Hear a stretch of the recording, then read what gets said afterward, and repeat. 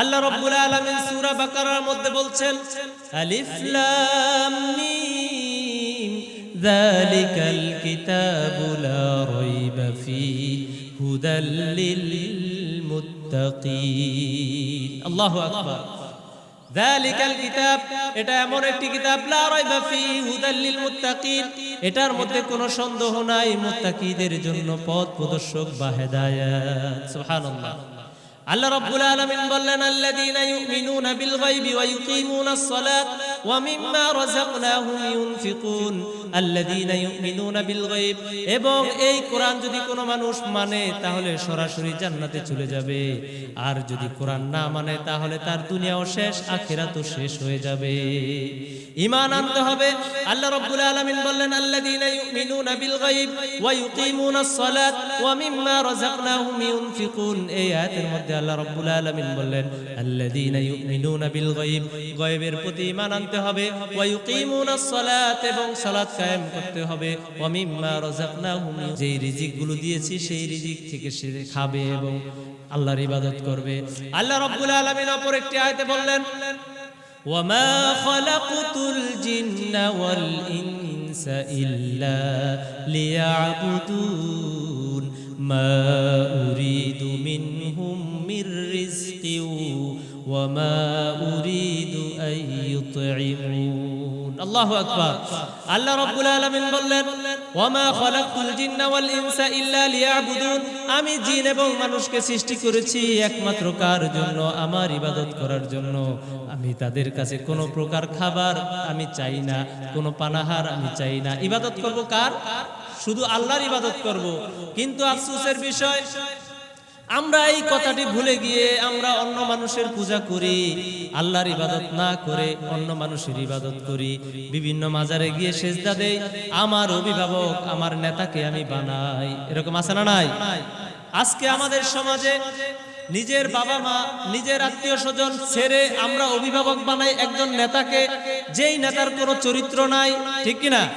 এবং একটা সময় এমন হয় নেতা পালিয়ে যায়, কর্মীরা এতিমের মতো ঘুরতে থাকে। আছে না নাই? সারা জীবন তার জন্য জান দিয়ে দিলাম, আমার ক্যারিয়ার দিয়ে দিলাম, আমার সব কিছু শেষ করে দিলাম, আমল আখলাক সব শেষ করে দিলাম, কিন্তু এখন ওই বড় ভাই, ওই অভিভাবক আমাকে ছেড়েই চলে গিয়েছে, ঠিক কিনা?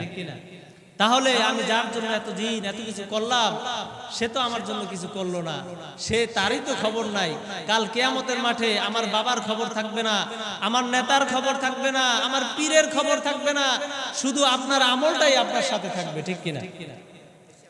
সেজন্য আল্লাহ রাব্বুল আলামিন বললেন ও মানুষেরা, তোমরা কিসে এত অহংকার করো, কিসে এত গর্ব করো? আল্লাহ রাব্বুল আলামিন সূরা তাকাসুরের মধ্যে বলছেন আলহাকুমুত তাকাসুর হাত্তা যুরতুমুল মাকাবির কাল্লা সাওফা তা'লামুনা সুম্মা কাল্লা সাওফা তা'লামুন কাল্লা লাউ তা'লামুনা ইলমাল ইয়াকিন লাতারাউন্নাল জাহিম সুম্মা লাতারাউন্নাহা আইনাল ইয়াকিন সুম্মা লাতুসআলুন্না ইয়াওমাইযিন আনিন নাঈম। আল্লাহু আকবার। আমাদের আফসোস হলো আমরা কোরআন দিয়ে নামাজ পড়ি, কোরআন দিয়ে সমাজ গড়ার জন্য চেষ্টা করি না, যার কারণে আজকে আমাদের সমাজে অনেক অনাহার, আমাদের সমাজে অনেক রাহাজানি হয়ে যায়, অনেক বিচার বহির্ভূত হত্যাকাণ্ড ঘটে, ঠিক কিনা? আমাদের আফসোস হলো কোরআন দিয়ে আমাদের নামাজ পড়তে ভালো লাগে, কিন্তু কোরআন দিয়ে সমাজ গড়তে আমাদের ভালো লাগে না, অন্তরে আমাদের জায়গা দেয় না। এটার কারণ হলো আমাদের অন্তরটা একেবারেই মরে গিয়েছে, এবং এটার আরেকটি কারণ হলো কোরআন দিয়ে যদি আমি সমাজ বিনির্মাণ করি, কোরআন দিয়ে যদি আমি রাষ্ট্র পরিচালনা করি, তাহলে আমি যেই সুদের ব্যবসা করি সেই ব্যবসায় ধস নামবে, ঠিক কিনা? কোরআন দিয়ে যদি আমি সমাজ পরিচালনা করি সেখানে অন্যায় থাকবে না। কোরআন দিয়ে যদি আমি সমাজ পরিচালনা করি ওজনে কম দেওয়া যাবে না। কিন্তু আফসোসের বিষয়, অনেক হাজি গাজী অনেক আছে আল্লাহর রাস্তায় দান করে, কিন্তু দুই নাম্বারি ব্যবসা করে, আছে না নাই? ঠিক তেমনি ভাবে কোরআন দিয়ে আমরা নামাজ পড়ি, খুব ভালো লাগে, কিন্তু কোরআন দিয়ে পরিবার আমরা গঠন করতে চাই না।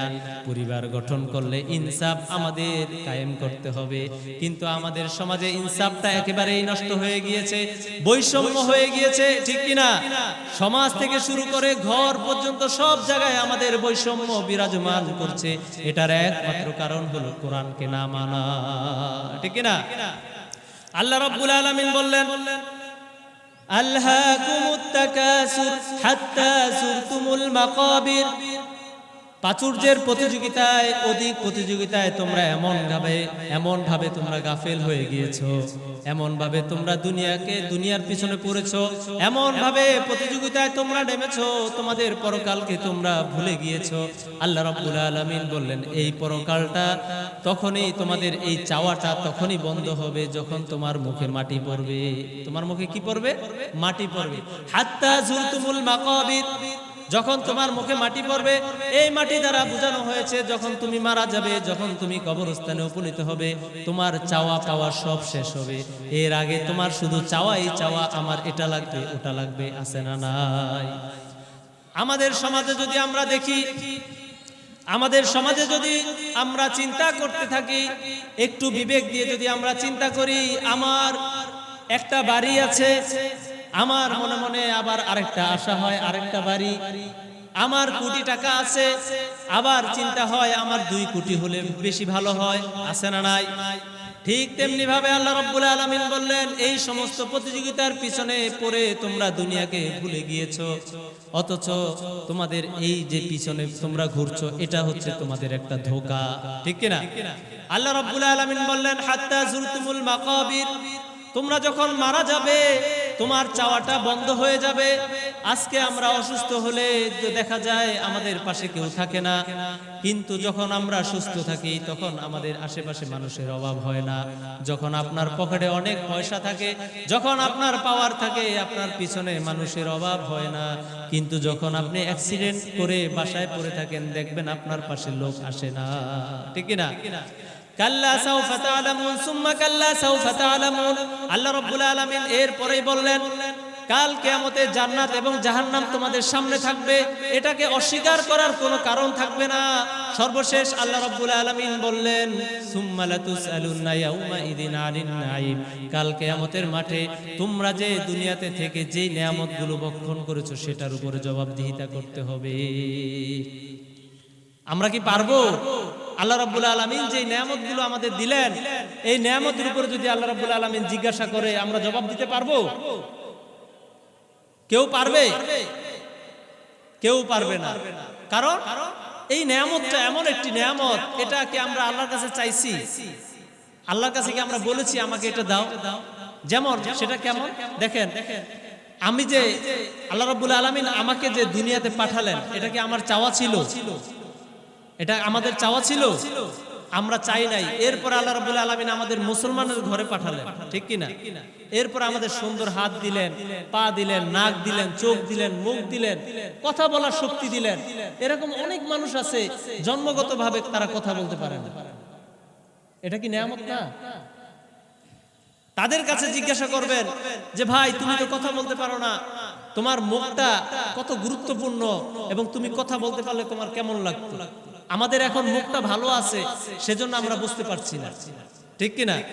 আমাদের হাতটা ভালো আছে সেজন্য আমরা বুঝতে পারতেছি না আল্লাহ রাব্বুল আলামিন কেমন নিয়ামত আমাদের দিলেন। আমাদের বাবা মা জীবিত আছে, এত সুন্দর একটি নিয়ামত আল্লাহ এখনো রেখেছেন, আলহামদুলিল্লাহ। এই নিয়ামতটা যখন চলে যাবে তখন আমাদের বুঝে আসবে, ঠিক কিনা? সেজন্য নিয়ামতের শুকরিয়া আদায় আমাদের শিখতে হবে ইনশাআল্লাহ। আজকে আমি আপনাদের সামনে সূরা নিসার 36 নম্বর আয়াতে কারিমা পাঠ করেছি, এটার আলোকেই আলোচনা করার চেষ্টা করব ইনশাআল্লাহ। দেখেন কোরআনের মধ্যে অনেক আয়াত আছে, বিভিন্ন ভাবে বিভিন্ন বিধান, বিভিন্ন উপদেশ, বিভিন্ন ভাবে আমাদেরকে সতর্ক করেছে, কিন্তু আফসোস আমরা কোরআনের কাছে যাই না। কোরআনটা শুধু রেখে দিয়েছি রমজান মাসের জন্য, ঠিক কিনা? রমজান মাস আসবে, আমরা তাকে থেকে নামিয়ে সুন্দর করে ধোয়া মোছা করে আমরা পড়তে বসবো, রমজানের ঈদের আগে আবার বেঁধে তারপর আবার রেখে দিবে। অথচ কোরআনটা আপনাদেরকে রেখে দেওয়ার জন্য না, ঠিক কিনা? আজকে রমজান মাসটা গুরুত্বপূর্ণ কেন হলো? কোরআন নাজিল হয়েছে এই কারণে রমজানের গুরুত্ব, ঠিক কিনা? সেজন্য কোরআন যদি কোনো মানুষের সাথে থাকে সম্মান বাড়িয়ে দিবেন কে? আল্লাহর কাজ যদি কোনো মানুষ করে সম্মান বাড়িয়ে দিবেন কে? আল্লাহর কথা যদি বলে তাহলে সম্মান বাড়িয়ে দিবেন কে? আল্লাহ। আল্লাহ এমন একটি আল্লাহ, এর কোনো তুলনা হয় না, ঠিক কিনা? আজকে আমাদের এত সুন্দর পরিবেশে কোরআনের তাফসীরুল কোরআন মাহফিলে এখানে আসার বসার তৌফিক দিয়েছেন। আল্লাহ যদি আমাদেরকে সুস্থতা না রাখতো এখানে আসতে পারতাম না। সেজন্য সকাল থেকে রাত্র পর্যন্ত সর্ব অবস্থায় শুকরিয়া আদায় করব কার? আল্লাহ রাব্বুল আলামিন বললেন, লা ইন শাকারতুম লা আযীদান্নাকুম ওয়া লা ইন কাফারতুম ইন আযাবি লাশাদীদ। যদি কোনো মানুষ নিয়ামতের শুকরিয়া আদায় করে তাহলে আমি তার দ্বিগুণ বাড়িয়ে দিব। সুবহানাল্লাহ। শুকরিয়া আদায় আমরা কিভাবে করব সেটাই তো আমরা জানি না। মনে করি আলহামদুলিল্লাহ বললাম আমার শুকরিয়া আদায় হয়ে গেল। আসলে না, শুকরিয়া আদায় আলহামদুলিল্লাহ যে আমি বললাম আলহামদুলিল্লাহ, এটা তো একটা লব্ধান শুকরিয়া। শব্দগতভাবে আমি আলহামদুলিল্লাহ বললাম, কিন্তু আল্লাহ রাব্বুল আলামিন আমাকে যে হাতটা দিলেন, এই হাতটা কেন দিলেন? অন্যকে মারার জন্য? অন্যের সম্পদ বিভিন্ন অন্যায় ভাবে গ্রাস করার জন্য এটা দিয়েছেন? এই হাতটা দিলেন কিসের জন্য? এই হাতটা দিলেন এই হাত দিয়ে ভালো কাজ করব সেটার জন্য দিলেন। আমি যদি এই হাত দিয়ে ভালো কাজ যদি করতে পারি তাহলে আমার এই হাতের শুকরিয়া আদায় হবে আলহামদুলিল্লাহ। আবার যদি আমার মুখ আল্লাহ রাব্বুল আলামিন দিলেন, এই মুখ দিয়ে যদি আমি সুন্দর কথা বলি, সুন্দরভাবে আচরণ করি, তাহলে মুখের শুকরিয়া আদায় হবে, এছাড়া আদায় হবে না। আমি তো আলহামদুলিল্লাহ বললাম, এটা তো লজ্জা, এটা তো আল্লাহ শুকরিয়া আদায় করলাম, কিন্তু প্র্যাকটিক্যালি যে শুকরিয়াটা হয় সেটা হলো মুখের শুকরিয়া হবে আল্লাহর প্রশংসা বলার মাধ্যমে, আল্লাহর কাজ করার মাধ্যমে, কোরআন বলার মাধ্যমে। কিন্তু আমরা তো সেটা করি না। আমরা কি করি? আমাদের দেখতে শুনতে এত সুন্দর, আমাদের মানুষ দেখতে সুন্দর হাজী সাহেব, কিন্তু তার মুখের ভাষা বিশ্রী, এরকম আছে না নাই? কথায় কথায় গালি দেয়, আছে না নাই?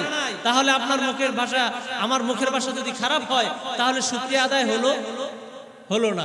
ঠিক তেমনি ভাবে আমাদের যে দুইটা পা আল্লাহ রাব্বুল আলামিন দিলেন, এই পা দিয়ে আল্লাহর কাজ, আল্লাহর পথে যাওয়ার জন্য দিলেন, আল্লাহর কাজ করার জন্য দিলেন, কিন্তু আমি এই পাটা সারা জীবন খরচ করেছি ইসলাম বিরোধীদের কাজে। ঠিক আছে? তাহলে কি আমার শুকরিয়া আদায় হলো? তাহলে শুকরিয়াটা কিভাবে আদায় করতে হবে এটা তো আমরা বুঝতে পেরেছি। শুকরিয়াটা আদায় হচ্ছে যেটাকে আল্লাহ রাব্বুল আলামিন যেখানে রাখার জন্য বলেছে ওটা ওখানে রাখবো, এটাই হচ্ছে শুকরিয়া আলহামদুলিল্লাহ। সেজন্য আমরা এখন থেকে ওইভাবে শুকরিয়া আদায় করব যেটা প্র্যাকটিক্যালি আমাদের শুকরিয়া আদায় হয়, ঠিক কিনা? কে কে রাজি নাই হাত ওঠা? সবাই রাজি আছে? এটা অন্তরটা একটু দেখলাম, আপনাদের মনোযোগটা কোন দিকে আছে। আমরা সবাই রাজি আছি তো ইনশাআল্লাহ? হাত তুলে আল্লাহকে দেখাই, লিল্লাহে তাকবীর, লিল্লাহে তাকবীর। আল্লাহ রাব্বুল আলামিন আমাদের হাতগুলোকে কবুল করুন। কোরআনের মাহফিলে আসলে সবাইকে আসার তৌফিক আল্লাহ দেয় না। আল্লাহ যাদেরকে বাছাই করেন তাদেরকেই কোরআনের এলেম, কোরআনের পরিবেশে বসার তৌফিক দান করে। সেজন্য খুশি না বেজার? অনেক মানুষ আছে রাস্তায় ঘোরাঘুরি করছে, পাশে বসে বাদাম খাচ্ছে আর চিন্তা করছে দেখি কত লোক আসে, এটা একটু দেখার জন্য আসছে। আবার কিছু লোক আসছে যে কোরআনের মাহফিল থেকে কিছু নেওয়ার জন্য, ঠিক কিনা? সেজন্য আপনার নিয়তের উপরেই হচ্ছে বরকত। ইন্নামাল আমালু বিন্নিয়াত। আপনি নিয়তটা যেভাবে করবেন আল্লাহ আপনার এটার উপরে বরকত দিব, নিয়তের উপরেই বরকত। আপনি যদি মনে করেন যে আমি কখনোই সুদ খাবো না, এখন থেকে আমি ওয়াদা করছি, মনে মনে তওবা করছি, আমি এখন থেকে সুদের ব্যবসার সাথে কোনোভাবে জড়িত থাকবো না, দেখবেন আল্লাহ আপনার এই নিয়তের কারণে বরকত দিবেন। সুবহানাল্লাহ। আপনি যদি আজকে এখান থেকে নিয়ত করেন আমি এখন আর কোনো অন্যায় কাজের সাথে থাকবো না, অন্যায় ইসলাম বিরোধী দলের সাথে আমি থাকবো না, তাহলেই আল্লাহ আপনার এই নিয়তের উপরে বরকত দান করবেন। সুবহানাল্লাহ। সেজন্য নিয়তের উপরেই আল্লাহ গুরুত্ব দিয়েছেন। রাসূল সাল্লাল্লাহু আলাইহি ওয়াসাল্লাম নিয়তের উপরেই কথা বলেছেন। নিয়তটা যদি আপনার সহি হয়, আপনি ব্যবসা করে ঘরে বসে থেকে আপনি কোরআন তেলাওয়াতের সওয়াব পাবেন। সুবহানাল্লাহ। আপনি একটা বাড়ি বানালেন, এই বাড়িটা আপনি চিন্তা করলেন আমি জানলাটা এইভাবে যদি কাটি, এখান দিয়ে আওয়াজ আসবে, আমি নামাজ পড়তে যেতে পারবো, তাহলে আপনার আমলনামায় সওয়াব লেখা হবে। সুবহানাল্লাহ। আর যদি আপনি মনে করেন এখানে বাতাস নাই, একটু কাইটা বাতাস আসবো, তাহলে আপনি বাতাসটাই পাবেন, সওয়াবটা পাবেন না। তাহলে নিয়তের বিষয়টা হলো, এখানে আপনি মাহফিলে আসছেন, এই মাহফিলে আমার যদি নিয়ত যদি খারাপ থাকে, তাহলে আমি মাহফিল দিয়ে উপকৃত হব না। আমার নিয়ত হতে হবে যে আমি মাহফিলে আসলাম, কোরআনের কথা যতটুকুই হোক শুনবো, আমল করার চেষ্টা করব, আল্লাহ আপনার বরকত বাড়িয়ে দিবে। সুবহানাল্লাহ। আমরা যারা কথা বলি, আমরাও যদি মনে করি যে আমি এখানে আসলাম, দুটো কথা বলবো, এটার উসিলায় আল্লাহ আমাকে মাফ করে দাও, আল্লাহ আমাদের কথায় বরকত দান করবেন। সুবহানাল্লাহ। সেজন্য নিয়তটা আগে সবচেয়ে বড় দরকারি। আল্লাহ রাব্বুল আলামিন সূরা নিসার মধ্যে বললেন, ওয়া'বুদুল্লাহা ওয়া লা তুশরিকু বিহি শাইআ ওয়া বিল ওয়ালিদাইনি ইহসানা। আল্লাহ রাব্বুল আলামিন সূরা নিসার এই আয়াতের মধ্যে অনেকগুলো বিষয় দিয়ে দিলেন, প্রায় 8 থেকে 9টা বিষয় দিয়ে দিলেন। যদি কোনো মানুষ এইগুলো পালন করে, তাহলে সমাজে আর বিশৃঙ্খলা হবে না। সেই কাজগুলো কি? আল্লাহ রাব্বুল আলামিন সর্বপ্রথম বললেন, ওয়া'বুদুল্লাহ ওয়া লা তুশরিকু বিহি শাইআ, তোমরা আল্লাহর ইবাদত করো। ওয়া'বুদুল্লাহ, ইবাদত করবা কার? আল্লাহর, একমাত্র কার? আল্লাহর। ওয়া'বুদুল্লাহ ওয়া লা তুশরিকু বিহি শাইআ, ইবাদতের সাথে সাথে অন্য কোনো কিছুকে শরীক করব না, তাহলে আমার নির্ভেজাল ভাবে ইবাদত করা হবে। কিন্তু আমাদের ইবাদতের ডাইমেনশন আমরা বুঝি না, ইবাদতের চিন্তা আমরা ওইভাবে মাথায় নেই না। মনে করি মসজিদে গেলাম, নামাজ পড়লাম, আমার ইবাদত হয়ে গেল। আসলে বিষয়টা এটা নয়। ইবাদত করতে হবে আল্লাহ রাব্বুল আলামিন যেইভাবে বলে দিয়েছেন সেইভাবে করতে হবে। আল্লাহ রাব্বুল আলামিন ইবাদত কবুল হতে হলে সর্বপ্রথম হালাল খেতে হবে। হালাল খেয়ে তারপরে ইবাদত করলে ইবাদতগুলো আল্লাহ কবুল করে নেবেন। সুবহানাল্লাহ। ঠিক তেমনি ভাবে ইবাদত যদি আমার কবুল হতে হয়, সর্বপ্রথম আমার ঈমান আনতে হবে, ঈমানটা মজবুত করতে হবে। ঈমান মজবুত করার পরে আমি যদি আমল করি, আল্লাহ কবুল করবেন। সুবহানাল্লাহ। আর যদি আমার ঈমানটা যদি নড়বড়ে থাকে, তাহলে আমার যতই নামাজ পড়ি, যতই দান দক্ষিণা করি, আমার ইবাদত কবুল হবে না। আল্লাহ রাব্বুল আলামিন অপর একটি আয়াতে বললেন, قد أفلح المؤمنون الذين هم في صلاتهم خاشعون, নিশ্চয়ই মুমিনরা সফল কাম হয়েছে, নিশ্চয়ই মুমিনরা সফলতা অর্জন করেছে, কিন্তু দুনিয়ার চোখে সেটা দেখা যায় না। আমরা দুনিয়ার সফলতা মনে করি, সফলতা বলতে আমরা মনে করি কোনো মানুষ যদি কোটি টাকার মালিক হয়, তাহলে সেই সফলতা। আসলে এটা মিথ্যা কথা। আবার আমরা অনেক ভাবে বলি ওই লোকের অনেক পাওয়ার আছে, এটা সে সফল। আসলে আল্লাহ রাব্বুল আলামিন এদেরকে সফলতা ঘোষণা করেন নাই। আল্লাহ রাব্বুল আলামিন সফল ঘোষণা করেছেন, কদ আফলাহাল মুমিনুন, যারা ঈমান এনেছে ঈমানদারদেরকে সফল বলা হয়েছে। বলে দিয়েছেন কে? আল্লাহ। সেজন্য আল্লাহ রাব্বুল আলামিন যাদেরকে সফল ঘোষণা করেছে, তাদের কিছু গুণাগুণ বর্ণনা করেছেন। অথচ আজকে দুনিয়াতে যারা আমরা সফল বলি, মুখে মুখে বলি, তাদের সফলতা অর্জন দেখা গেলে আপনারা বুঝতে পারবেন যে আসলে অরিজিনাল সফলতাটা কি। দুনিয়াতে একটা মানুষের কোটি টাকা আছে, কিন্তু এমন একটি অসুস্থতা হয়ে গেল, সে টাকাগুলো সব শেষ হয়ে গেল। এরকম আছে না নাই? আবার অনেক মানুষ আছে কোটি কোটি টাকার মালিক, হাসপাতালে টাকা দিয়ে ঘুমায়, আছে না নাই? আছে না? অনেক কোটি টাকার মালিক, কিন্তু ঘুম হয় না রাতে। রাতে তার কি হয় না? ঘুম হয় না, চিন্তা, মনে শান্তি নেই। আবার দেখবেন একটা ভাই অটো চালায়, সামান্য কিছু ইনকাম করে, তার ঘুম শুইলেই ঘুম এসে পড়ে। এটার মালিক কে? চিন্তা করেন। ঘুমটাও একটা নেয়ামত। আজকে আল্লাহ রাব্বুল আলামিন আমাদের যে আমরা ঘুম থেকে যে উঠি, আজকে ঘুম থেকে উঠলে ইহকাল, আর ঘুম থেকে না উঠলে পরকাল। কখনো চিন্তা করেছি? এইভাবে চিন্তা করেছি? আজকে যে আমি রাত্রে কথা বলতে বলতে আমি যে ঘুমালাম, আল্লাহর কাম না করে ঘুমাইলাম, শোয়ার সময়ও মানুষের মনে চিন্তা করলাম কালকে সকালে উঠে তার জমিটা দখল করব। এরকম চিন্তা করে আমরা ঘুমাই, কিন্তু আল্লাহর হুকুমে তার জানটা কবজ হয়ে গেল। তাহলে কি আল্লাহর প্রশংসা করে ঘুমালাম? সেজন্য আমরা কিসের এত অহংকার? আমরা ঘুম আসলে, ঘুম থেকে উঠলে তো ইহকাল পেলাম, আর যদি না হয় এটাই আমাদের শেষ ঘুম। ঠিক কিনা? আশার ক্রম আছে রে মন, আশার ক্রম আছে রে মন, যাবার ক্রম নাই। দিন ফুরালে মাটির ঘরে যাবে রে সবাই ভাই রে, দিন ফুরালে মাটির ঘরে যাবে রে সবাই। দরজা নাই জানলাও নাই মাটির ঘরে, নাই পালঙ্ক নাই বিছানা আন্ধার কবরে, ভেজা মাটির শীতল ছোঁয়ায়, ভেজা মাটির শীতল ছোঁয়ায় করবে আলিঙ্গন, এতিম হইয়া থাকিবি সেথায় ছেড়ে আপনজন ভাই রে, এতিম হইয়া থাকিবি সেথায় ছেড়ে আপনজন। ঠিক কিনা? আজকে আমাদের সমাজে আমাদের জীবনে আমরা এমন ভাবে পরিবারকে গঠন করি, এত সুন্দর একটি পরিবার আমরা সাজাই, কিন্তু দিন শেষে আল্লাহর হুকুমে এত সুন্দর একটি পরিবার সাজানো করে আমাদের চলে যেতে হয়। এজন্য আল্লাহ রাব্বুল আলামিন কোরআনে বিভিন্ন ভাবে বিভিন্ন ডাইমেনশনে সতর্কতা করেছেন, বিভিন্ন নবী রাসূলদেরকে দিয়ে আমাদেরকে সতর্কতা করেছেন। এই দুনিয়া আসল দুনিয়া নয়, পরকালের দুনিয়াটা হচ্ছে সবচেয়ে বড় দুনিয়া। কোন মানুষ যদি কবরের প্রথম ধাপটা পার হয়ে যায় বিনা বাধায়, তাহলে পরবর্তী ধাপটা পার হয়ে যাবে। আর যদি কোনো মানুষ প্রথম ধাপটা পার হতে না পারে, পরবর্তী ধাপটা তার জন্য কঠিন হয়ে যাবে। সেজন্য আপনি আমি চিন্তা করেন, এখন থেকে আমাদের সিদ্ধান্ত নিতে হবে, আপনি কি দুনিয়ার এই পিছনে পড়ে থাকবেন কিনা, নাকি পরকালের যে প্রথম ধাপ আছে সেটা সহজে কিভাবে পার হওয়া যায় সেটার চিন্তা করব। আজকে যদি আমরা ওটার চিন্তা করতাম, তাহলে দুনিয়াতে এত অন্যায় অত্যাচার থাকতো না। আল্লাহ রাব্বুল আলামিন বললেন, ওয়াবুদুল্লাহ ওয়ালা তুশরিকু বিহি শাইআ, আল্লাহর ইবাদত করো, ইবাদতের সাথে সাথে অন্য কোনো কিছুকে শরীক করো না। কিন্তু আমরা ইবাদতের সাথে অন্য কোনো কিছুকে শরীক করে দেই, বিভিন্ন পীরের মুরিদ হই, বিভিন্ন ভাবে মাজারে গিয়ে আমরা সিজদা দেই, এটা আসলে গ্রহণযোগ্যতা নাই। আল্লাহ রাব্বুল আলামিন বলেন, ইবাদত করবে একমাত্র কার জন্য? আল্লাহর জন্য ইবাদত হবে, এটার সাথে কোনো কিছুকে ভাগ করা যাবে না। একমাত্র দুনিয়াতে আমাদেরকে পাঠিয়েছেন কে?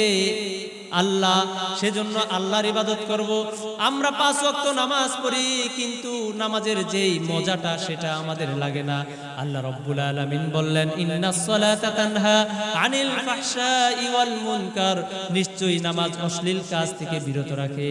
কিন্তু আমাদের আফসোস, নামাজ পড়ি কিন্তু অশ্লীল কাজ থেকে বিরত থাকতে পারি না। এটা কি চিন্তা করেছি? এটা কেন? নামাজ হয়, নামাজ পড়ি, কিন্তু অশ্লীল কাজ থেকে বিরত থাকতে পারি না। এটার মানেটা হলো, মুফাসসিরিনে কেরামরা বলছেন, তাহলে আপনার নামাজের ভিতরে ঘাটতি আছে।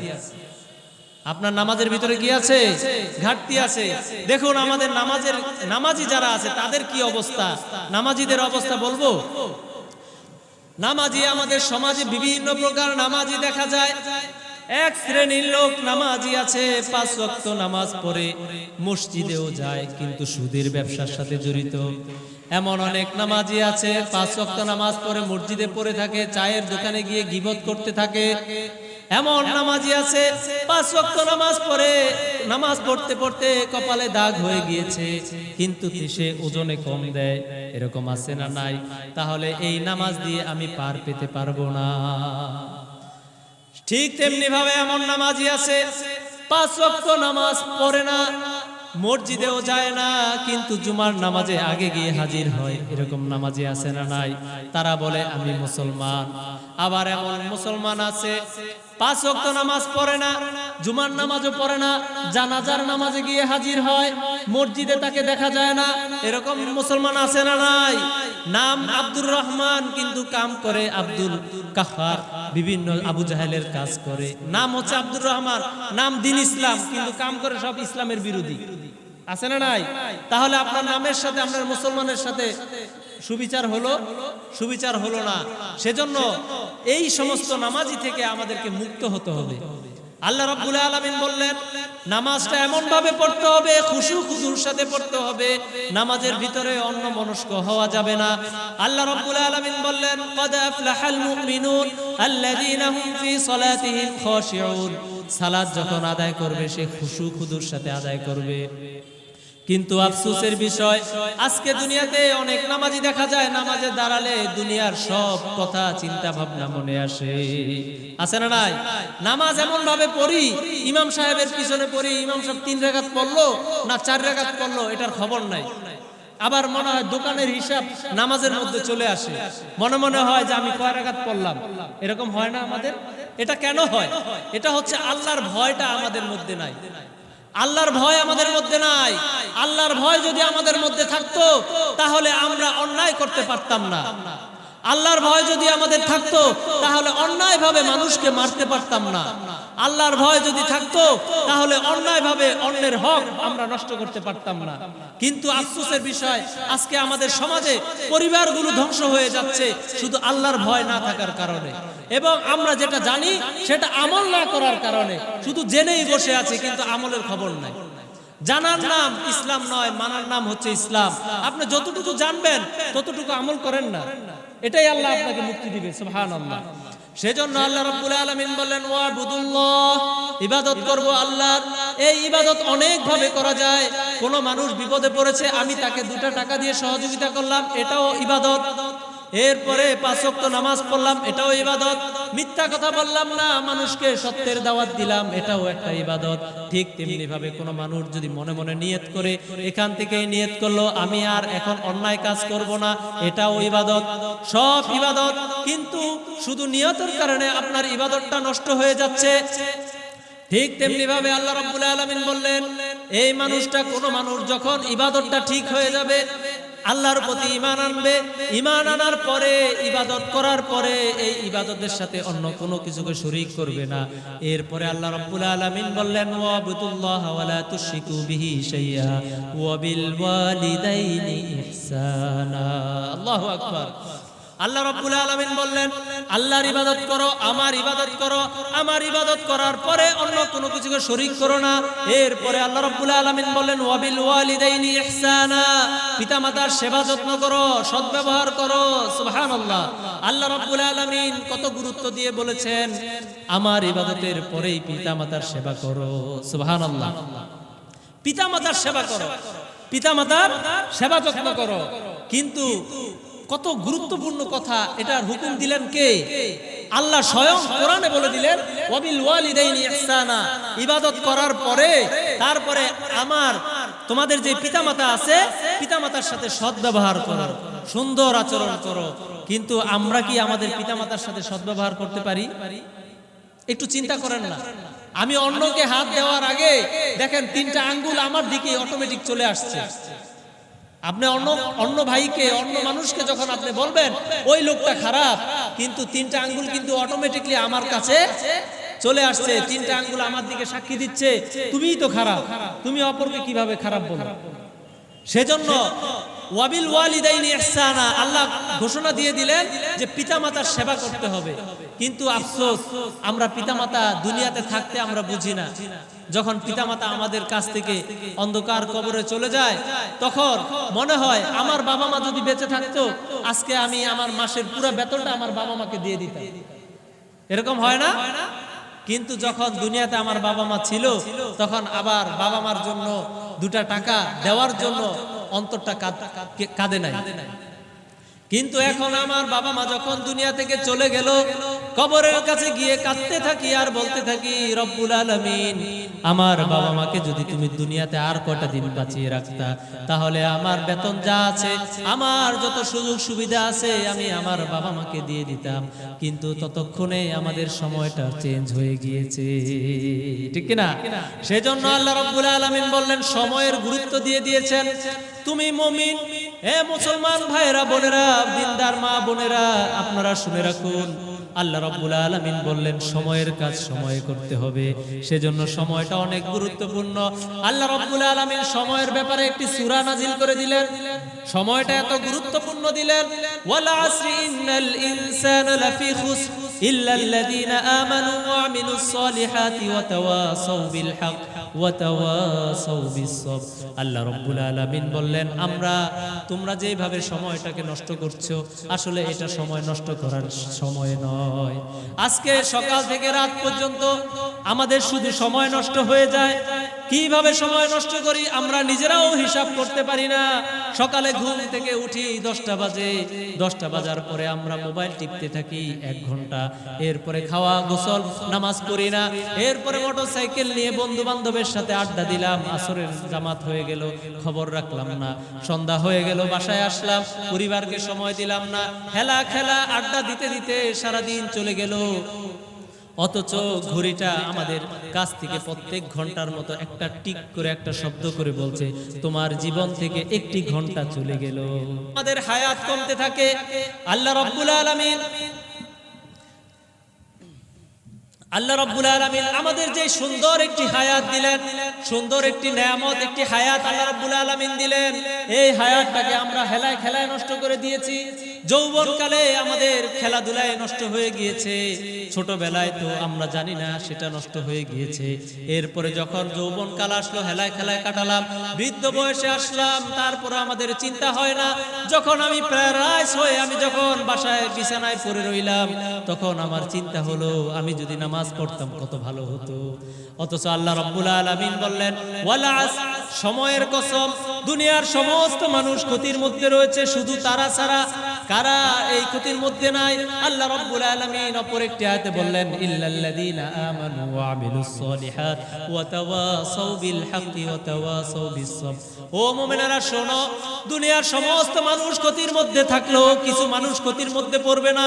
সেই মানুষগুলোর ব্যাপারে আল্লাহ রাব্বুল আলামিন বললেন, ইল্লাল্লাযীনা আমানু ওয়া আমিলুস সলিহাত, যারা ঈমান আনে, ওয়া আমিলুস সলিহাতি, আমল সালেহ করে, ওয়া তাওয়াসাউ বিল হাক্কি ওয়া তাওয়াসাউ বিস-সাবর, বিপদ আপদে ধৈর্যর সহযোগিতা করে, ধৈর্য ধারণ করার উপদেশ দেয়, তারা ক্ষতির মধ্যে পড়বে না। কিন্তু আজকে দেখেন আমাদের জীবন থেকে কিভাবে সময়টা চলে যাচ্ছে। একটা সময় ছিল আমরা মসজিদের পিছনের কাতারে দাঁড়াতাম, একটু চিন্তা করেন, পিছনে দাঁড়িয়ে দাঁড়িয়ে আমরা খেলা করতাম, নামাজ পড়তাম না। আমাদের এলাকার মুরব্বীরা আমাদেরকে বন্ধ করত। এরকম হয়েছে কি? হয় না এরকম? আমাদের জীবনে হয়েছে। খুব ছোট্ট সময়ে আমরা মসজিদে নামাজে যেতাম, পিছনে দুষ্টামি করতাম, মুরব্বীরা আমাদেরকে বাধা দিত। আজকে আমরা বড় হয়ে গেছি, সেই যেই মুরব্বীরা আমাদেরকে বাধা দিত, সেই মুরব্বীরা অন্ধকার কবরে চলে গেছে। আমরা ছিলাম পিছনের কাতারে, আস্তে আস্তে আমরা এখন সামনের কাতারে চলে যাচ্ছি। সময়টা কিভাবে আমাদের জীবন থেকে চলে যাচ্ছে মুসলমান, আপনারা একটু খেয়াল করে শুনুন। আজকে আমরা প্রথমের কাতারে চলে যাচ্ছি, হয়তো কিছুদিন পরে আমরাও যে মুরব্বীরা কবরে চলে গেছে তাদের কাতারে আমাদের যেতে হবে। সময় আমাদের বলে দিচ্ছে, এই দিনটা তোমার কাছ থেকে চলে যাওয়া মানে তোমার হায়াতের একটা দিন কমে গেল। আজকে আমরা এটা বুঝি না। আজকে আমরা জন্মদিন ঘটা করে পালন করি, উৎসব করে পালন করি। আসলে জন্মদিন উৎসব করে পালন করার কোনো কিছু নেই। আল্লাহ রাব্বুল আলামিন আমাদেরকে নির্দিষ্ট একটা হায়াতের মধ্যে পাঠিয়েছেন, ঠিক কিনা? নির্দিষ্ট একটা মানুষ কত বছর বাঁচবে এটা আগে থেকে নির্ধারিত করে দিলেন কে? আল্লাহ। কে কোথায় মারা যাবে, কে কোথায় থাকবে, কে কোথায় খাবে, সব কিছু ফয়সালা হয় কোথা থেকে। সেজন্য আল্লাহ রাব্বুল আলামিন বলছেন, দুনিয়ার কোনো মানুষের কাছে তোমরা রিজিক চাইবে না। যদি আমরা মনে করি ওই ব্যাংকে আমার চাকরিটা থাকে, থাকার কারণে আমি রিজিক পাই, আসলে চিন্তাটা বিষয়টা এরকম নয়। আবার অনেকেও চিন্তা করে তোমার চাকরি না থাকলে তুমি কি খাবা, এরকম বলে না? এরকম বলে না? তুমি তো চাকরি নাই, তুমি কি খাইবা? অথচ দেখেন, আমি যদি আল্লাহর উপর ভরসা করি, রিজিক দিবেন কে? আল্লাহ রাব্বুল আলামিন বললেন, ও মুমিনেরা তোমরা দেখো, পাখিগুলো সকাল বেলা খালি পেটে বের হয়, সে জানে না কোথা থেকে সে খাবার খাবে। সন্ধ্যায় যখন আসে, পাখির পেট ভরা থাকে, নিজে খেয়ে আসে, বাচ্চাদের জন্য নিয়ে আসে। এটার মালিক কে? এরকম হয় না? আমরা মেহমান, আমরা ভালো একটা খাবার নিয়ে বসেছি, ঠিক সেই সময় আমি খাবারটা খেতে পারলাম না। কি হলো? আমার প্রিয় এক বন্ধু আসলো, আমি খাবারটা নিলাম, প্রিয় এক বন্ধু আসলো, খাবারের সময় চলে আসলো, তখন আমার খাবারটা তাকে দিয়ে দিতে হয়েছে। এরকম হয় নাই? আমাদের অনেকের জীবনে এরকম হয়। এটার রিজিকের মালিক কে? আল্লাহ। আপনি গেছেন এখান থেকে বাজারে, আপনি খাওয়ার চিন্তা ভাবনা নাই, হঠাৎ এমন লোকের সাথে দেখা হলো, দোস্ত এতদিন পরে দেখা হলো, বস, আপনার খাওয়া হয়ে গেল, হয় না? এটা কি আপনি চিন্তা করেছেন? চিন্তা করেছেন? আবার অনেক সময় দেখবেন রাস্তায় চলতেছেন, চলার ক্ষেত্রে আপনার পকেটে টাকা নাই, অনেক সময় অনেক একটা বিপদে পড়েছে, হঠাৎ করে কোথা থেকে যে আপনার একটা ব্যবস্থা হয়ে গেল, এটা করে দিলেন কে? এটা কেন করেছেন? আমরা কি কখনো চিন্তা করেছি? এই যে আমরা ছোট ছোট ভালো ভালো কাজ করি, ভালো ভালো দান করি, সদকা করি, মানুষকে অন্তরটা আমার পরিষ্কার, সেজন্য আল্লাহ রাব্বুল আলামিন বলে, ফেরেশতাদেরকে বলে, আমার এই প্রিয় বান্দা, আমার অন্তর পরিষ্কার বান্দাটা বিপদে পড়েছে, আমি তাকে যেভাবে হোক আমি উদ্ধার করবো। সুবহানাল্লাহ। সেজন্য বিপদে আপদে প্রশংসা করব কার? সব সময় প্রশংসা করব কার? আল্লাহ রাব্বুল আলামিন বললেন, ওয়াবিল ওয়ালিদাইনি ইহসানা, পিতামাতার সাথে সৎ ব্যবহার করো।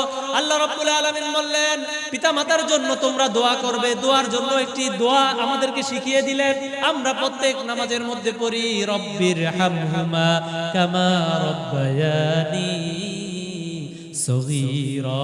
আল্লাহু আকবার। আল্লাহ রাব্বুল আলামিন বললেন, পিতামাতার জন্য, তোমার পিতামাতা হচ্ছে এমন একটি জান্নাত, তুমি চাইলে এটা ঠিক রাখতে পারো, আবার চাইলে এটা নষ্ট করতে পারো। রাসূল করিম সাল্লাল্লাহু আলাইহি সাল্লাম বললেন, পিতামাতা হচ্ছে তোমার জান্নাত এবং জাহান্নাম। সাহাবায়ে কেরামরা বললেন, ইয়া রাসূলুল্লাহ, আমি এই জান্নাত জাহান্নাম এটার মানে কি? রাসূল করিম সাল্লাল্লাহু আলাইহি ওয়াসাল্লাম বললেন, পিতামাতা যদি তোমার উপরে সন্তুষ্ট থাকে, খুশি থাকলে তাহলে তুমি ধরে রাখো তোমার জন্য জান্নাত। সুবহানাল্লাহ।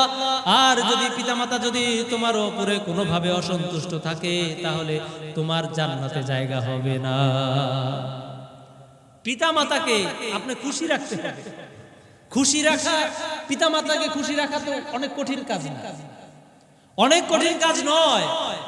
আপনি সাধ্য অনুযায়ী, পিতামাতা আপনার কাছ থেকে কখনোই বেশি বেশি টাকা পয়সা চায় না। আপনি পিতামাতার ভাষা এখন বুঝবেন না, আমি এখন বুঝবো না।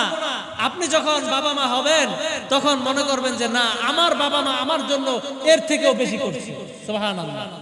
সাধ্য অনুযায়ী আজকে আমার ছেলেকে, আমার সন্তানকে আমি মোটরসাইকেল চাইতেই আমি কিনে দেই, চাওয়ার আগেই আমি কিনে দেই, এরকম হয় না? আর আমার বাবা মা আমার তৌফিক অনুযায়ী, আমার বাবা মা আমাকেও তো সেই রকম লালন পালন করেছে, ঠিক কিনা? তাহলে এখন বোঝা যায় যে আমি বাবা হওয়ার পরে আমার বাবা মার কদরটা আমি বুঝতে পেরেছি, কিন্তু ততক্ষণে আমার বাবা মা দুনিয়া থেকে চলে গিয়েছে। সেজন্য বাবা মা এমন একটি নেয়ামত, এই নেয়ামতটাকে সংরক্ষণ করতে হবে, আমাদেরকে সেবা করতে হবে। সেজন্য এখন থেকেই আমার নিয়ত করতে হবে যে বাবা মাকে যাতে করে কোনো রকম কষ্ট রাখা না হয়, কষ্ট দেওয়া যাবে না। বাবা মা যাতে খুশি থাকে, প্লিজ থাকে, সবাই যেন বলে যে না, আমার ছেলেটা আমার জন্য যথেষ্ট করে। বাবা মার জন্য হাত উঠে দোয়া করতে হয় না, বাবা মা আপনার জন্য হাত উঠে দোয়া করা লাগে না, শুধু বললেই হবে, আল্লাহ তোমার জিম্মায় আমার সন্তানকে দিয়ে দিলাম, তুমি দেখো। সুবহানাল্লাহ। আল্লাহ কবুল করে নেবেন। সুবহানাল্লাহ। সেজন্য বাবা মা অনেক সেনসিটিভ জিনিস, যাদের নেয়ামত আছে সেবা করবেন, আর যাদের নেয়ামত নেই তারা কি করবে? এখন একটা প্রশ্ন, যে আমার তো বাবা মা দুনিয়াতে নেই, আমি এখন জানতে পেরেছি বাবা মার সেবা করতে হবে, কিন্তু এখন বাবা মা নেই, আমি এখন কি করব? আল্লাহ রাব্বুল আলামিন বলে দিলেন, বাবা মা তোমার দুনিয়া থেকে যখন চলে যাবে, তোমার জন্য কিছু হক রয়েছে, সেই হকগুলো যদি তোমরা আদায় করো, তাহলে তোমার বাবা মার খেদমত হবে, বাবা মার উপরে তোমার দান সৎকার যে সওয়াবটা, এটার আমলনামায় লেখা হবে। সুবহানাল্লাহ। বাবা মার উপরে, সন্তানের উপরে বাবা মার যে হক, সেটা কিভাবে পালন করব? আমরা আমাদের বাবা মা যাদের জীবিত নেই, তাদের এক নম্বর কাজ হলো বাবা মার সম্পর্কিত যে আত্মীয় স্বজন আছে তাদের সাথে কি করব? সুসম্পর্ক রাখবো। তার মানে আমার বাবা, আমার ফুফু, এই বাবা সম্পর্কিত যারা আছে, বাবা মারা যাওয়ার পরে আফসোসের বিষয়, তাদের সাথে সম্পর্ক আর থাকে না, জায়গা সম্পত্তি নিয়ে একটা বিরোধ সৃষ্টি হয়ে যায়। আসলে না, ইসলাম একটি সুন্দর জীবন ব্যবস্থা। আপনি আপনার বাবা মা থাকা অবস্থায় যদি পারেন এটা ইনসাফ ভিত্তিক বন্টন করতে, আর যদি মারা যায় তাহলে আপনি যারা বড় আছেন, বড়দের উপরে এই দায়িত্বটা চলে আসবে। আপনি আপনার বাবা মার হক এটা দিয়ে দিবেন, বোনের হক দিয়ে দিবেন, তাহলে ইসলামটা সুন্দর হবে। হবে এবং বাবা মা শান্তি পাবে। সেজন্য 1 নম্বর কাজ হলো বাবা মার আত্মীয় স্বজনের সাথে সুসম্পর্ক বজায় রাখতে হবে। 2 নম্বর কাজ হলো আমাদের বাবা মার জন্য সব সময় দোয়ার ব্যবস্থা করতে হবে। দোয়াটা আমি কিভাবে করব? আমাদের অনেক টাকা পয়সা আছে, আমরা বিভিন্ন মাজারে গিয়ে আমার বাবা মার জন্য দোয়া চাই। আসলে না, আপনি একটা ছেলেকে সুন্দরভাবে, গরিব এতিম ছেলেকে লালন পালন করলেন, এর ভরণ পোষণটা আপনি দিয়ে দিলেন, আর মনে মনে চিন্তা করলেন রব্বুল আলামিন আমার এই খরচ যতটুকু হয় এই খরচের সওয়াবটুকু আমার বাবা মার আমলনামায় দান করে দাও। সুবহানাল্লাহ। সেজন্য বেশি বেশি দান করবেন, বেশি বেশি মসজিদ মাদ্রাসা ভালো কাজে দান করবেন। আমরা তো বিভিন্ন নেতার পিছনে কোটি কোটি টাকা খরচ করি, আছে না নাই? একটা মেম্বার ইলেকশন করতে গেলে, চেয়ারম্যান ইলেকশন করতে করতে কোটি কোটি টাকা খরচ করে ফেলি। না, আপনার এটা দরকার নাই। আপনার বাবা মাকে যদি আপনি খুশি রাখতে পারেন, দেখবেন আল্লাহ আপনার বরকতে ভরপুর করে দিবে। সুবহানাল্লাহ। সেজন্য বাবা মার সেবা করতে হবে। আল্লাহ রাব্বুল আলামিন এরপরে বললেন ওয়াবিল ওয়ালিদাইনি ইহসানা ওয়া বিদিল কুরবা, নিকটতম আত্মীয় স্বজনের অধিকার বুঝিয়ে দিতে হবে, হক আদায় করতে হবে। এই আয়াতের মধ্যে আল্লাহ রাব্বুল আলামিন অনেকগুলো বিষয় দিয়ে দিলেন, আত্মীয় স্বজনের হক আদায় করার কথা বললেন। অথচ আফসোস, আমাদের সমাজে আত্মীয় স্বজনের সাথে সম্পর্ক নাই। এরকম আছে না নাই? অনেক হাজী সাহেব দেখতে অনেক বড় বুজুর্গ, পীর সাহেব, এরকম আছে না নাই সমাজে, কিন্তু আত্মীয় স্বজনের সাথে সম্পর্ক নাই। আছে না নাই? আত্মীয় স্বজন এমন একটি নেয়ামত, দেখবেন মেহমান আসলে আপনারা বেজার হবেন না। মেহমান হচ্ছে বরকত নিয়ে আসে। আপনার বাহ্যিক দৃষ্টিতে এখন দেখা যায় যে মেহমান আসলো, খালারা আসলো, আপনার 5,000 টাকা খরচ হলো, কিন্তু না, অন্য সময় দেখবেন আপনার 10,000 টাকা আল্লাহ দান করে দিয়েছেন। সুবহানাল্লাহ। সেজন্য মেহমান রিজিক, এটার মালিক কে? আল্লাহ। আপনি চাইলেই কাউকে খাওয়াতে পারবেন না। এরকম অনেক লোক আছে পয়সাওয়ালা, তার বারান্দার ধারে কাছেও লোক যায় না। আছে না নাই? কষ্ট হচ্ছে? আমার কথা কি বোঝা যায়? আপনারা কি কষ্ট পাচ্ছেন? তাকবীর দেন, লিল্লাহি তাকবীর, লিল্লাহি তাকবীর।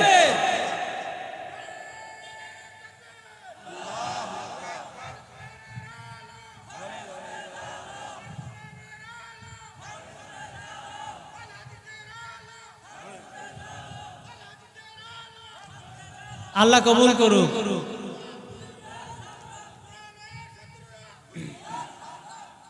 আল্লাহ কবুল করুক। সবাই বলুন আমিন। এই যে দেখেন, এখানেও তাকবীরের ব্যাপারেও আমাদের অনেক কষ্ট। তাকবীর দিলে অনেকের জ্বালা হয়, অন্তরে খুব ব্যথা, অনেক ব্যথা। তাকবীর দিলেই বলে আগেই ভালো ছিল। আছে না নাই? এরকম আফসোসের লোক আছে না নাই? তারা শুধু বলবে যে তারা শুধু সুন্দরভাবে টেন্ডারবাজি করবে, মানুষের হক নষ্ট করবে, জুলুম করবে। তারা যদি এটা করতে পারে তাদেরকেই ভালো লাগে। এটা তাকবীর শুনে মনে হয় জঙ্গি। একটা সময় ছিল কোন মানুষ তাকবীর দিলেই তাদেরকে জঙ্গি বলে ক্রস ফায়ার অথবা গুম করে ফেলতে। আছে না নাই? এই এলাকায় হয় নাই? আমরা বিভিন্ন জায়গায় দেখেছি তাকবীর দিলেই অন্তরে জ্বালা ধরে, অন্তরে জ্বালা। তাকবীর দিলে যদি কোনো মানুষের অন্তরে যদি ব্যথা পায়, তাহলে বুঝতে হবে সে ইসলামী মুসলিম নয়, সে হচ্ছে মুনাফিক, সে টাটকা মুনাফিক। ঠিক কিনা? তাকবীর এটার হুকুম কার? তাকবীর কি কোনো মানুষের বিধান? আল্লাহু আকবার এটা কার? এটার হুকুম কার? আল্লাহ। আল্লাহর হুকুম দিলে আপনার এত সমস্যা কেন? আপনার এত অসুবিধা কেন? কোরআনের মাহফিল দিলে এত অসুবিধা কেন? মনে ব্যথা কেন? মানুষ যদি সব নামাজি হয়ে যায়, সব যদি ভালো হয়ে যায়, আপনার এত অসুবিধা কেন? এরকম আছে না নাই? নামাজ পড়তে যায় না, যারা নামাজ পড়ে তাদের দেখতেও পারে না। আছে না নাই? আমরা পেয়েছি, আমাদের সাথে এরকম অনেক হয়েছে। কথা বলা যাবে না, এটা বলা যাবে না, ওটা বলা যাবে না, এটা করা যাবে না। মানে ওনারাই সূরা জিজ্ঞাসা করলে সূরা ফাতিহাটা ভালো করে পারবে না, কিন্তু সে কোরআনের তাফসীর বন্ধ করার জন্য 100তে 100। ঠিক কিনা? আল্লাহ রাব্বুল আলামিন শুধু দেখে, ছাড় দেয়, একটু ক্ষণিকের জন্য ছাড় দেয়, কিন্তু ছেড়ে দেয় না, ছেড়ে দেয় না। সেজন্য কখনোই জুলুম করা যাবে না। আপনি জুলুম করবেন, আপনি সেই জালেমের কাতারে অন্তর্ভুক্ত হবেন। এখন থেকে ডিসিশন নিতে হবে, আমি কি মানুষের উপরে জুলুম করব কি করব না? আমার দ্বারা পরিবার জুলুম নির্যাতিত হবে কি হবে না? এখন থেকেই সিদ্ধান্ত নিতে হবে। কারণ যারা জুলুম করে কিছু সময় ভালো থাকলেও শেষ সময় তাদের ভালো থাকে না। যেমনি ভাবে নমরুদ, ফেরাউন, তাদের তো অনেক পাওয়ার, এখনকার স্বৈরাচার যাদের পাওয়ার ছিল তার থেকে অনেক বেশি পাওয়ার, ঠিক কিনা? কিন্তু তারা কি দুনিয়াতে ছিল না। তা এখন বর্তমানে যারা জুলুম করেছে তারা কি আছে? আরো আযাব সামনে আছে, ঠিক কিনা? পৃথিবীতে কেউ স্থায়ী হয় না, হোক না সে ফেরাউন কিবা নমরুদ, কেউ হবে চিরকাল রয় না, ঠিক না? পৃথিবীতে কেউ স্থায়ী হয় না, হোক না সে ফেরাউন কিবা হাসিনা, কেউ হবে চিরকাল রয় না, কেউ ভাবে চিরকাল রয় না। চলে যায় সব ছেড়ে যেতে হয়, মৃত্যু মানে না কোনো পরিচয়, ঠিক না? চলে যায় সব ছেড়ে যেতে হয়, মৃত্যু মানে না কোনো পরিচয়। ইতিহাস হয়ে আছে চিরকাল, ইতিহাস হয়ে আছে চিরকাল, কেউ যেন ফেরাউন হয় না। পৃথিবীতে কেউ স্থায়ী হয় না, হোক না সে ফেরাউন কিবা নমরুদ, কেউ হবে চিরকাল রয় না, কেউ হবে চিরকাল রয় না। নীল নদ এখনো আছে না? আগামী তো থাকবে। এটার হুকুম কার? দেখবেন তাফসীরের মধ্যে এসেছে, যখন ফেরাউন নদীর মধ্যে ডুবে গিয়েছিল, তখন যখন ঘোষণা আসলো যে ফেরাউন তো ডুবে গিয়েছে, কেউ বিশ্বাস করতে পারে না। তাফসীরের মধ্যে এসেছে যে এটা একটা অলৌকিক ঘটনা। ফেরাউনের মতো লোক, এত শক্তিশালী, পাওয়ারফুল, সে ডুবে কিভাবে? আল্লাহ রাব্বুল আলামিন মহান। আল্লাহু আকবার, আল্লাহু আকবার। আল্লাহ মহান, আল্লাহ মহান, আল্লাহ মহান। আল্লাহর হুকুমে ফেরাউনের লাশটা নদীর তলদেশ থেকে ভাসিয়ে তুলেন কে? ভাসিয়ে দিলেন কে?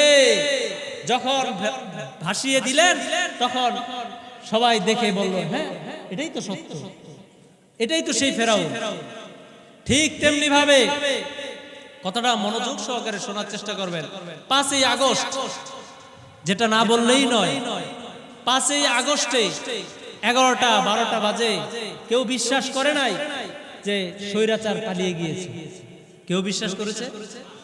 এটা সম্ভব না। এত এত লাশের সাথে, লাশের উপরে দাঁড়িয়ে আছে, এটা সম্ভব না। এত বছর মানুষ খুন গুম হত্যা করে সে টিকে আছে, এটা সম্ভব না।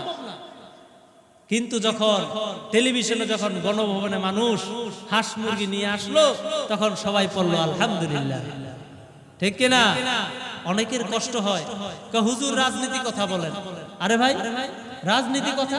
কোরআনটাই তো সবচেয়ে বড় ইসলামের জীবন বিধান, এটাতেই তো সবচেয়ে বড় রাজনীতি। আল্লাহর হাবিব সাল্লাল্লাহু আলাইহি ওয়াসাল্লাম দেশ পরিচালনা করেছেন, করেন কি করেন নাই? করেন নাই? আমাদের সমাজে মনে করি শুধু নবী রাসূল গরিব ছিল, নবী রাসূলের খাবার খেতে পারতেন না, এটা পারতেন না, ওটা পারতেন না, দুর্বল ছিল, এটা ওয়াজ শুনিয়ে শুনিয়ে আমাদের মাথাকে নষ্ট করে ফেলেছে। আসলে রাসূল করিম সাল্লাল্লাহু আলাইহি সাল্লাম ছিলেন সবচেয়ে বড় সুপার পাওয়ার প্রেসিডেন্ট। সুবহানাল্লাহ। রাসূল দেখিয়ে দিয়েছেন কিভাবে রাষ্ট্র পরিচালনা করতে হয়, কোরআন দেখিয়ে দিয়েছেন কিভাবে রাষ্ট্র পরিচালনা করতে হয়। ঠিক তেমনি ভাবে সেজন্য কোনো মানুষ যদি জুলুম করে, এই জুলুমটার থেকে শিক্ষা নিতে হবে, এই যে পতনের থেকে শিক্ষা নিতে হবে। অতীতে এবং ভবিষ্যতে যেন কোনো ফেরাউন, কোনো নমরুদ, লেডি ফেরাউন যেন দুনিয়াতে না আসে। আল্লাহ রাব্বুল আলামিন আমাদেরকে কবুল করুন। আল্লাহ রাব্বুল আলামিন বললেন, ওয়াবিল ওয়ালিদাইনি ইহসানাও ওয়াবিদিল কুরবা, আত্মীয় স্বজনের হক তোমরা দিয়ে দাও। কিন্তু আফসোস আত্মীয় স্বজনের হক আমরা আদায় করতে পারি না। আল্লাহর হাবিব সাল্লাল্লাহু আলাইহি ওয়াসাল্লাম বললেন, যদি কোনো মানুষ তার রিজিকে যদি বৃদ্ধি করতে চায়, সে যেন তার আত্মীয়তার সম্পর্ক বৃদ্ধি রাখে, আত্মীয়তার সম্পর্ক যেন সুসম্পর্ক রাখে, ঠিক কি না? কিন্তু আফসোসের বিষয়, আমাদের সমাজে আত্মীয়তার সম্পর্ক আমাদের মাঝে নাই। এখন থেকে আমরা চিন্তা করব, যাদের সাথে আত্মীয়তার সম্পর্ক নষ্ট, তাদের সাথে আমরা যোগাযোগ করে দাওয়াত দিয়ে খাওয়াবো, আত্মীয়তার সম্পর্কটা রক্ষা করার চেষ্টা করব। পারা যাবে না? কে কে পারবেন হাত তুলে আল্লাহকে দেখায়। আল্লাহ রাব্বুল আলামিন আমাদের হাতগুলোকে কবুল করুন, সবাই বলুন আমিন। হাত নামান। আত্মীয়তার সম্পর্ক আমরা রক্ষা করার চেষ্টা করব, কিন্তু আমাদের ইগোর কারণে, আমাদের অহংকারের কারণে আমরা এই সম্পর্ক রক্ষা করতে পারছি না। অহংকার কার? অহংকার শয়তানের। অহংকার করে কে? শয়তান। যেই শয়তান অহংকার করেছে তারই ধ্বংস। নমরুদ অহংকার করেছে, তার ধ্বংস। ফেরাউন অহংকার করেছে, তার ধ্বংস। সেজন্য কোনোভাবেই আমাদের অহংকার করা যাবে না। আল্লাহ রাব্বুল আলামিন বললেন, তোমরা আত্মীয় স্বজনের হক দিয়ে দাও, আত্মীয় স্বজনের হক দিয়ে দাও। এরপরে আল্লাহ রাব্বুল আলামিন এর পরবর্তী লাইনে বললেন, ওয়াবিল ওয়ালিদাইনি ইহসানা ওয়া বিদিল কুরবা ওয়াল ইয়াতামা ওয়াল মাসাকিন। এতিম এবং মিসকিনের হক তোমরা আদায় করো। দেখেন একটা আয়াতের মধ্যে কতগুলো বিষয় আল্লাহ রাব্বুল আলামিন দিয়ে দিলেন। এক নম্বরে দিলেন আল্লাহর ইবাদত করা। এক নম্বরে কি? কথা বলেন। এক নম্বরে কি? জোরে বলেন। আপনারা কি ক্ষুধা লেগেছে আপনাদের? জোরে বলেন তো, ক্ষুধা লেগেছে? তাহলে এক নাম্বার কি? এক নাম্বার কি? আল্লাহর ইবাদত। ইবাদতের সাথে অন্য কাউকে শরীক করা যাবে না। এই যে কোরআনের মাহফিল, এটা তো শুধু মাহফিল না, এটা তো একটা জানার ক্লাস। এখান থেকে আমাদের নিয়ে যেতে হবে, মুখস্থ করে যেতে হবে। যদি মুখস্থ করে না যাই, ওই দোকানে, চায়ের দোকানে গেলে তো ভুলে যাবো। জিজ্ঞাসা করে যদি করা হয় কি শুনলেন ওয়াজে, তো বোঝে এই তো দুইটা গান গুন শুনলাম আর একটু হুমকি দামকি হইল নাকি, ঠিক কিনা? এটা করা যাবে না। ওয়াজ তো আমাদের জীবনে বহুত শুনেছি, কিন্তু আমলের নামে তো খবর নাই, ঠিক কিনা? সেজন্য ঈমানকে মজবুত করতে হবে আর আমলকে করতে হবে, তাহলে জান্নাত। সুবহানাল্লাহ। সেজন্য এক নম্বরে ইবাদত করতে হবে কার? আল্লাহর। ইবাদত করার পরে এরপরে ঈমান এনে, প্রথমে ঈমান আনবে, এরপরে আল্লাহর ইবাদত করবে। তারপরে ওয়াবিল ওয়ালিদাইনি ইহসানা, পিতামাতার সেবা করব, আত্মীয় স্বজনের হক দিয়ে দিব। কয়টা বিষয়? তিনটা। এক নম্বর আল্লাহর ইবাদত করা, ঈমান আনা।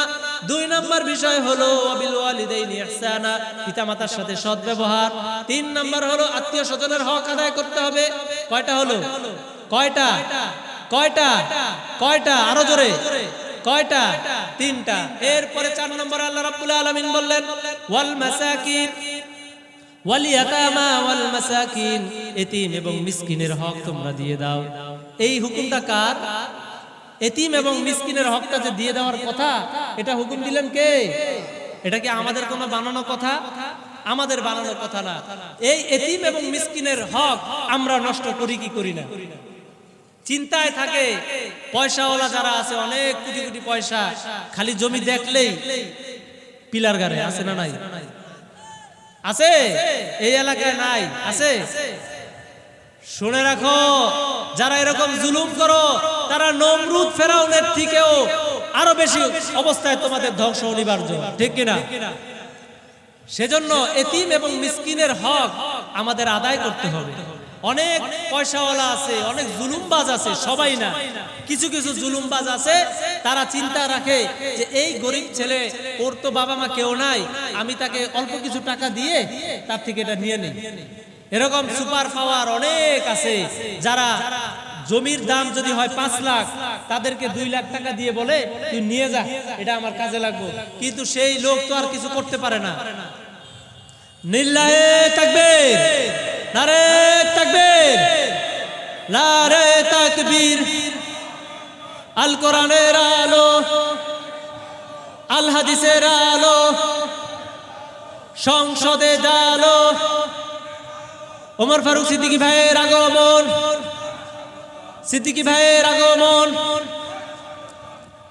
আমাদের মাহফিলে আমাদের দ্বিতীয় বক্তা হযরত মাওলানা ওমর ফারুক সিদ্দিকী সাহেব আমাদের মাঝে উপস্থিত হয়েছেন, সবাই বলুন আলহামদুলিল্লাহ।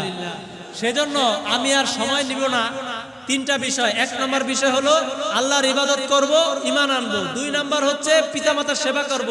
তিন নম্বর আত্মীয় স্বজনের হক আদায় করব। চার নম্বর এতিম মিসকিনের হক আদায় করব। এরপরে আরো আছে পাঁচ স্লোগান।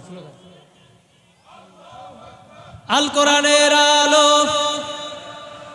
আল হাদিসের আলো, আহলান সাহলান মাহফিল, শুভেচ্ছার স্বাগত।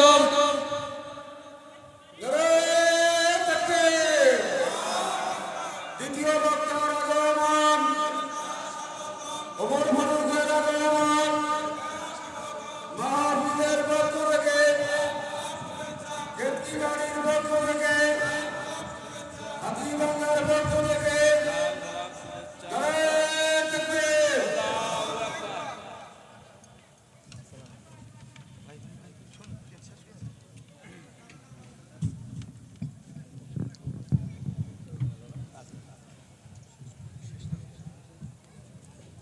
আলহামদুলিল্লাহ।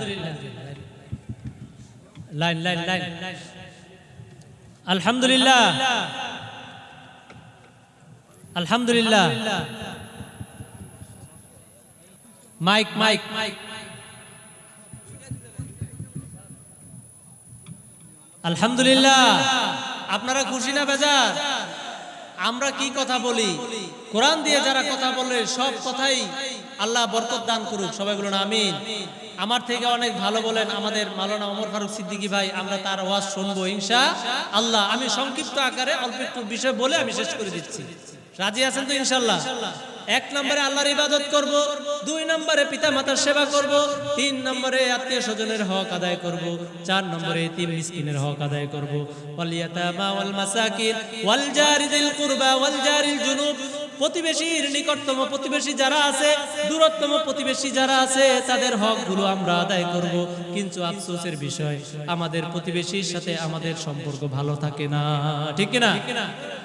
এক হাদিসের মধ্যে আসছে, তোমরা যদি রান্না বান্না করো তাহলে একটু ঝোল বাড়িয়ে দিও, কেননা তোমার পাড়া প্রতিবেশী আসলে যাতে তুমি তাকে একটু ঝোল বাড়িয়ে দিতে পারো। সুবহানাল্লাহ। প্রতিবেশীর হকটা আদায় করবেন। দেখেন, আপনি অসুস্থ হলে আপনার সবার আগে খবর পায় কে? আপনার খালা না আপনার ফুফু? ঘরের সাথে যে আছে সেই তো আসে নাকি? আপনার ঘরের পাশের যে অটোওয়ালা সে দৌড়ে আসে, অথচ আপনি অটোওয়ালাকে দামি দেন, ঠিক কিনা? সেজন্য প্রতিবেশীর হকটা আদায় করতে হবে। যদি কোনো হাজী সাহেব, কোনো মানুষ প্রতিবেশীর হক আদায় না করে, সে প্রকৃত মুমিন হতে পারবে না। প্রতিবেশী হোক সে হিন্দু, বৌদ্ধ, খ্রিস্টান, হোক সে আপনার গরিব, হোক সে অল্প টাকা কাজ করে, তাহলেও সে তো আপনার প্রতিবেশী। তাকে নিয়ে আপনার খেতে হবে, তাকে দাওয়াত দিবেন, ভালো ভালো আহ্বান করবেন। আপনি অসুস্থ হলে রাত 2টা বাজে যখন আপনার স্ত্রীর প্রেগন্যান্সির ব্যথা ওঠে, তখন আপনার ওই ফুফু থাকে আরেক বাজারে, তাকে খবর দিয়ে বলেন না আসো। এটা বলেন কাকে বলেন? পাড়া প্রতিবেশী যে কাকি আছে, চাচি আছে, চাচতো বোন আছে, তাকেই তো বলেন নাকি? নাকি শালিরে ফোন দেন আসেন? প্রতিবেশী নিকটতম, এটার হুকুম দিলেন কে? আল্লাহ। ওয়াল জারি যিল কুরবা ওয়াল জারিল জুনুব। নিকটতম প্রতিবেশী, দূরতম প্রতিবেশী। প্রতিবেশীর সাথে সুন্দর আচরণ যদি আমরা করি, তাহলে সমাজে বিশৃঙ্খলা থাকবে না। কিন্তু এখন প্রতিবেশীদের সাথে সামান্য বিষয় নিয়ে ঘর উঠাইলো, একটা পিলার গাড়লো, অল্প একটু 1 বিঘত ছাড়লে কিন্তু আমার ক্ষতি হয় না, তারপর আমি ছাড়বো না। জান যাবো তবু মাল ছাড়বো না, ঠিক কিনা? এরকম আছে না নাই? জান চলে যায়, বুট করে টাকা ধরে রাখছে, জান যায় যাক, মাগার টাকা ছাড়বো না। না, এটা করবেন না। আল্লাহ আপনার সুন্দর জীবন দিয়েছেন, জীবনটা উপভোগ করেন। এরপরে আল্লাহ রাব্বুল আলামিন বললেন, ওয়াল জারি যিল কুরবা ওয়াল জারিল জুনুব ওয়াস সাহিবি বিল জামমি ওয়াবনিস সাবিল ওয়া মা মালাকাত আইমানুকুম। আপনার আশেপাশে যারা বন্ধু বান্ধব আছে, সহপাঠী আছে, যারা ড্রাইভার আছে, আপনার অধীনস্থ যারা চাকরি করে, এরকম আছে না নাই? অনেক স্যারেরা এখানে আছেন, অনেক বড় বড় স্যারেরা আছে যে তাদের আন্ডারে 500-600 শ্রমিক কাজ করে, আছে না নাই? কিন্তু তাদের হক দেওয়ার ব্যাপারে জিরো, ঠিক কিনা? ঈদের সময় বেতনের জন্য মিছিল করতে করতে জান চলে যায়, কিন্তু বেতন তারা দেয় না।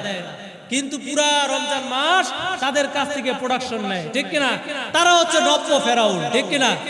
সেজন্য প্রতিবেশী যারা আছে অধীনস্থ দাস দাসী মনে রাখবেন আপনার বাসায় কাজ করে, আপনার বাসায় বুয়া আয়া এবং কাকিমা যত বৃদ্ধ আছে কাজ করে মুছামুছি করে তাদের সাথে সুন্দর আচরণ করবেন, তাদেরকে পচা খাবার দিবেন না। অনেক বাসায় দেখা যায় ফ্রিজে রেখে দিয়েছে 3-4 দিনের গান্দা তরকারি, পচা তরকারি, সেটা প্রতিবেশীকে দেয়, আছে না নাই? কেন? আপনি যে কালকে সুন্দর রুই মাছ রান্না করলেন, সুন্দর ভুনা করলেন, সেটা তো এক বাটি দিলেন না, কেন? আল্লাহ আপনার ইবাদত কবুল করবেন না। মুমিন, আপনি যতই নামাজ পড়েন প্রতিবেশীর হক আদায় করবেন না, আপনি জান্নাতে যেতে পারবেন না। এটা হুকুম কার? অনেক জায়গায় অনেক পয়সাওয়ালা যারা আছে দেখবেন যে কাজের ছেলে মেয়েদের জন্য আলাদা চাউলের রান্না হয়, আলাদা বিছানা, আলাদা চাউলের রান্না হয় এবং মালিক ডাইনিং টেবিলে খায়, পাশেই প্রতিবেশী লোক বসে কাজে ছেড়ে মেয়ে বসে বসে খায়। এটা কেমন? ইসলামে বৈষম্য নাই। আল্লাহর হাবিব বলছেন তুমি যেটা পছন্দ করবে তোমার প্রতিবেশীর জন্য সেটাই পছন্দ করো। তুমি ঈদের সময় সুন্দর জামা দিবে, তোমার প্রতিবেশীর জন্য সেই সুন্দর জামাটা দিবে, ঠিক আছে? নতুন জামা কিনবে, কিন্তু কাজের ছেলের জন্য কিনে 200 আর নিজের ছেলের জন্য কিনে 500, এটা করা যাবে না। এখন থেকে মনে রাখবেন। এরপর আল্লাহ রাব্বুল আলামিন সর্বশেষ বলছেন ইন্নাল্লাহা লা ইয়াগফিরু, আল্লাহ রাব্বুল আলামিন বললেন ওয়াল মাসাকিন ওয়াল জারি যিল কুরবা ওয়াল জারিল জুনুবি ওয়াস সাহিবি বিল জামবি ওয়াবনিস সাবিল ওয়া মা মালাকাত আইমানুকুম ইন্নাল্লাহা লা ইউহিব্বু মান কানা মুখতালান ফাখুরা, লা ইউহিব্বু মান কানা মুখতালান ফাখুরা, নিশ্চয়ই গর্ব অহংকারীকে আমি পছন্দ করি না। যারা গর্ব অহংকার করে, রিয়া করে, আমার পয়সা আছে, পাতি আছে, আমার ধন দৌলত আছে, সংসার আছে, সুন্দর চেহারা আছে, সুন্দর বউ আছে, এটা নিয়ে গর্ব করে, আল্লাহ বলছেন আমি তাকে পছন্দ করি না। আপনার সুন্দর চেহারা একটি গোড়ার কারণে শেষ হয়ে যেতে পারে। আপনার সুন্দর চেহারা একটা অ্যাক্সিডেন্ট করলেন, পা ভেঙে ঘরে বসে আছেন, চেহারার কি দাম? আজকে পয়সা দেখে একটা ছেলেকে বিয়ে করালেন, কিন্তু বিয়ের পরে আপনার ছেলেটা খারাপ হয়ে গেল, পয়সার দাম আছে? সুন্দর মেয়ে দেখে বিয়ে করাইলেন, কিন্তু বিয়ের পরে মেয়েটা খারাপ, এরকম আছে না নাই? সেজন্য অহংকার করা যাবে না। আল্লাহ রাব্বুল আলামিন এই যে একটা আয়াতের মধ্যে কতগুলো বিষয় দিয়ে দিলেন, এগুলো আমল করার তৌফিক দান করুক, আমিন। আসসালামু আলাইকুম ওয়া রাহমাতুল্লাহি ওয়া বারাকাতুহু।